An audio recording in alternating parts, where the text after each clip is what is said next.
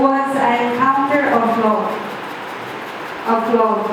அவருடைய எண்ணம், அவருடைய சிந்தனை, அவருடைய செய்திகள் எல்லாம் நம்மேல் அவர் வைத்திருக்கக்கூடிய அன்பின் விளைவாகவே எல்லா காரியத்தையும் அவர் செய்கிறார். The encounter Jesus had with the Samaritan woman.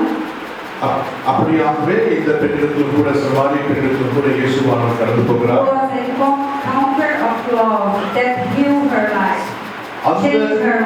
அந்த பெண்ணிடத்திலே தகுதியில்லாமல் இருக்கக்கூடிய அந்த பெண்ணிடத்திலே எண்ணி முடியாத இயேசுவின் அன்பு கடந்து போனபடியால் அவர் வாழ்க்கையிலே மாற்றம் வருவதை நாம் பார்க்கிறோம்.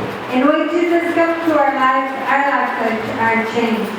அப்படியாகவே ஆண்டவராகிய இயேசு கிறிஸ்து கூட நம்முடைய வாழ்க்கையில அவர் கடந்து வருகிற பொழுது நம் வாழ்க்கையில் கூட அநேக மாற்றங்களை கொண்டு வருவதாக காணப்படுகிறார்.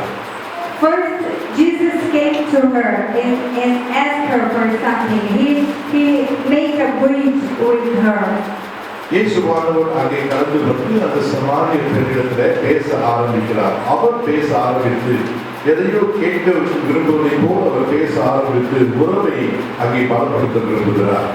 He didn't need anything, but then in that time he asked for water because he wanted to make a contact with her. அவர் இந்த உலகத்தை உண்டாக்கினவராக இருக்கிறபடினாலே அவருக்கு தேவை என்று எதுவும் ஏற்பட வேண்டிய அவசியம் இல்லை. ஆனாலும் தாகத்திற்கு தண்ணீர் தாய் என்று கேட்கிறார். ஏனென்றால் அந்த பெண்ணோடு அவர் உறவுபட்டு அவரை வாழ்க்கையை மாற்ற விரும்புகிறார். And by that conversation, we saw that woman was a religious woman. அந்த பெண்ணை குறித்து நாம் என்ன சொன்னால் ஏது சொன்னால் என்று நாம் வாசித்து பார்த்தோம் என்றால் அந்த பகுதியிலே நாம் எதை அறிந்து கொள்கிறோம் என்றால் அவள் சமாரிய தேசத்து மதத்தை மிக ஆழமாக பின்பற்றுகிறவர்களாக அவர் காணப்பட்டார் என்று நாம் அறிந்து கொள்கிறோம். She was also a very lonely woman. உண்மையாகவே சொல்ல வேண்டும் என்றால் அவள் ஒரு விதத்திலே தனிமைப்படுத்தப்பட்டவர்களாக தனிமைப்படுத்தப்பட்ட பெண்ணாக வாழ்ந்திருக்கிறார். You know, we can stay between many people and still alone. சில நேரங்களில் நாம் அநேக மக்கள் மத்தியிலே உறவினர்கள் மத்தியிலே நாம் வாழ்ந்து கொண்டிருந்தாலும் கூட நம்முடைய சூழ்நிலை நம்முடைய வேதனை நாம் தனித்து வாழ்வதை போலவே நாம் உணர ஆரம்பிப்போம். Jesus knows what you have invested through, and He knows your heart and your cry and your life and your past. ஒருவேளை நீ உள்ளத்திலே எப்படியாக கதறி கொண்டிருக்கலாம். எனக்கு அநேக உறவினர்கள் இருக்கிறார்கள், ஆனால் உதவி செய்கிறவர்கள் யாரும் இல்லை. எனக்கு அநேக நண்பர்கள் இருக்கிறார்கள், ஆனாலும் என்னை ஆறுதல்படுத்துவதற்கு யாரும் இல்லை என்று நீ ஒருவேளை கருதி நீ அப்படியாக புலவி கொண்டிருக்கலாம். உன் புலவரின் சத்தத்தை ஆண்டவர் அறிந்தவராயிருக்கிறார். So Jesus wants to do a miracle in her life as He wants to do a miracle in your life.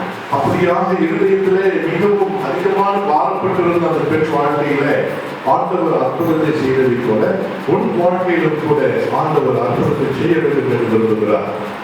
So first, He showed her religion that doesn't change her heart, doesn't change anything, but Jesus, He is life. He can change our lives in our circumstances.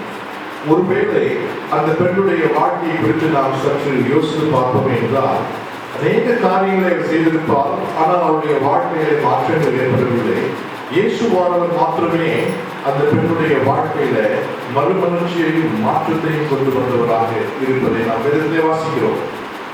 I never met somebody who put their faith in God and be ashamed because of their faith. Jesus never